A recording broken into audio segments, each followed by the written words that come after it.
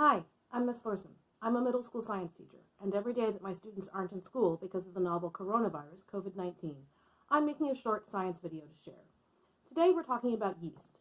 And before we start talking about what yeast is, I'm going to put together a simple bread sponge, and we can watch what yeast does. So I have in this jar 1 cup of whole wheat flour, 1 cup of bread flour, and just a drop of honey to feed the yeast. And I'm going to add in 2 tablespoons of active dry yeast,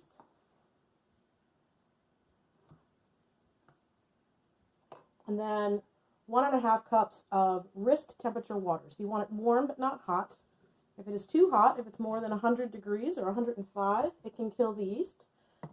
But we want it a little bit warm because that will sort of get the yeast started. Now this is very sloppy. It's called a sponge, and we'll see why in a few minutes once this yeast gets started. We use a sponge often in whole grain recipes or in recipes that are going to be very heavy because they have a lot of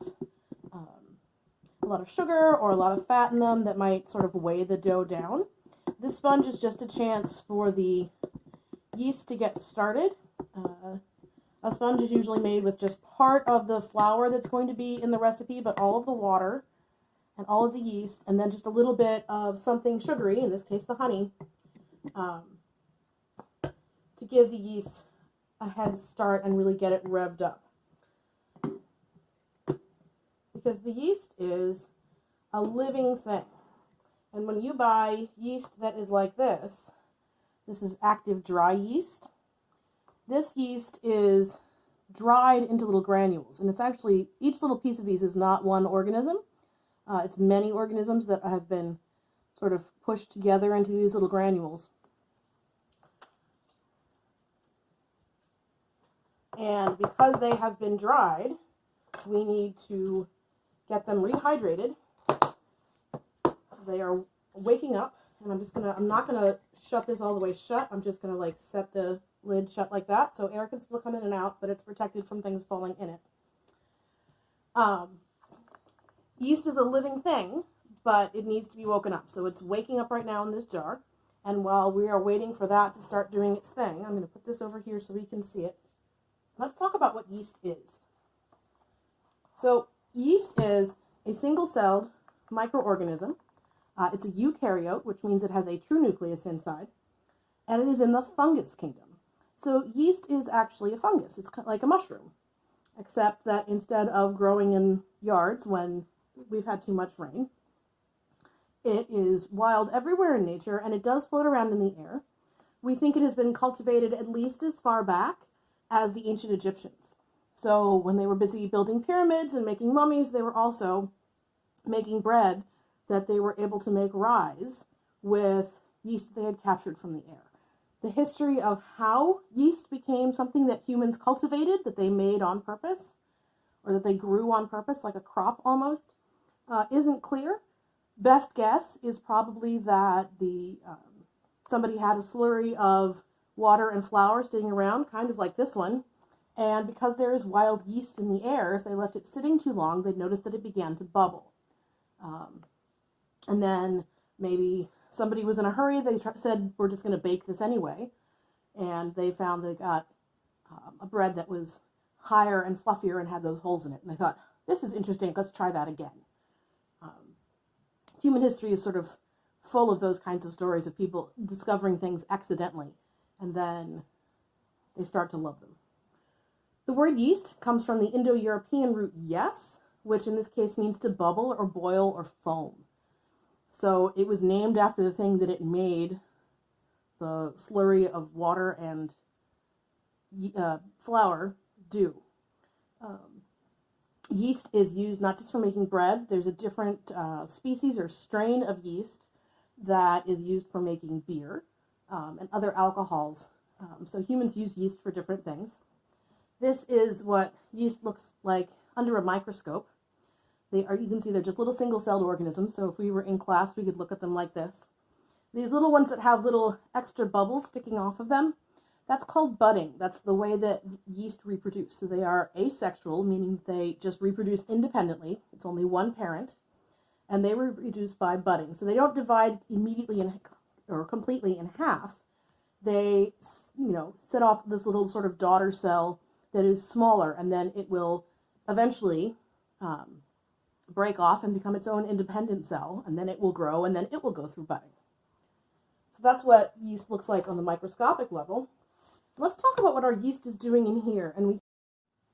Okay, so here's the surface of our sponge right now. You can see there are just a couple of little bubbles, and I can see a few more popping up. If you look very closely, you can see that they're opening some of them and releasing some gas, and then the slurry of flour and water will sort of fall back down again. So what's happening inside that jar? Why are we seeing those little bubbles of gas escaping? Well, what's happening is this chemical reaction.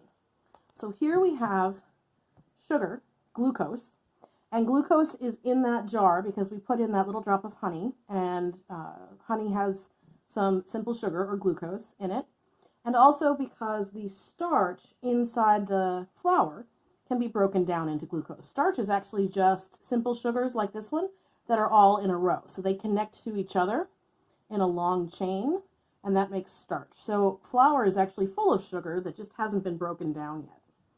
So we take our sugar and we add some yeast, and the yeast works on the sugar. The yeast actually metabolizes or eats the sugar, and it produces, so it uses the energy that's in the sugar, just like we use energy in sugar when we eat food. And it produces two basic byproducts. And the first one is carbon dioxide, which is what we are seeing bubbling up when we see those little bubbles open and close on the surface of our bread sponge. So that's just carbon dioxide. And the other thing that's left is ethanol. And remember I said that yeast, or a certain strain of yeast, can be used to produce alcohol. Well, this is alcohol. And in bread, there's not that much alcohol produced, and it cooks off when you cook it. So you're not going to get drunk by eating bread because it's all going to cook off in the oven. But if you use yeast a different way, then you end up with a byproduct that is ethanol, the alcohol that people drink when they drink. And so this is a byproduct. So if we leave the yeast over time, it will develop more and more of this. And that is also toxic to yeast. It's a waste product. The yeast doesn't like it very much. It's trying to get rid of it. So if you leave it too long, you'll actually just kill all your yeast. Okay, so here we are, 15 minutes later. I was going to wait 20 minutes, but it turns out that I had to stop at 15. As you can see, the yeast is very active. We have lots of good bubbles going. You could change the color up on this and use it as the surface of an alien volcanic planet. But let me show you the reason why I had to stop at 15 minutes instead of waiting the whole 20 minutes, because that was originally how long I was going to wait. So you can see here that what was a tiny amount of flour and water has now risen up. That's why we call it the dough rising. Has risen up to almost completely fill this jar. You remember it was just about down here. I'll do a side-by-side comparison for you. And what's happened here is not that anything has been added, right? Nothing's been added. In fact, it has lost some stuff because every time those bubbles pop, it loses some carbon dioxide. So nothing has been added to this jar. Everything that was there, everything that's in here now was there when we started. But because the yeast has converted some of the sugars to carbon dioxide, the carbon dioxide is a gas, takes up a bunch of space. So the gas, the carbon dioxide gas, has caused this dough to expand, to rise. And in fact, if I go back in with my spatula and stir it, I'm going to knock out all those bubbles. I'll knock out that carbon dioxide gas, and you'll see it will sink right back down. The other thing that you'll notice, so let me scrape the side here so you can see where this actually ended up there. The other thing that you'll notice is that it is now more stringy. So instead of just being a slurry of water, it's got some strings to it. Those are the gluten strands. If you remember from part 1 about yeast, When I left that dough in the refrigerator overnight, it developed gluten. Well, this is starting to do that too, just in this 15 minutes. It's not enough to make it into bread yet. I couldn't pop this in a pan and bake it, but it is starting to develop some gluten already, and that's what those strands are holding things together. Those are the proteins that naturally occur in the flour starting to be rearranged into longer strands. And you can do that by letting it sit, or you can do it by kneading. Most bread recipes require a little bit of both. So you knead, and then you let it rise, and then you knead again. There are some no-knead bread recipes. That's something you could definitely look up if you're interested in making bread, but not in spending a lot of time on it. There are some no-knead bread recipes that you can find online that make really nice little loaves of bread, if that's what you're interested in. So I encourage you to check out bread making and learn a little bit more about our friend yeast. And I will see you next time.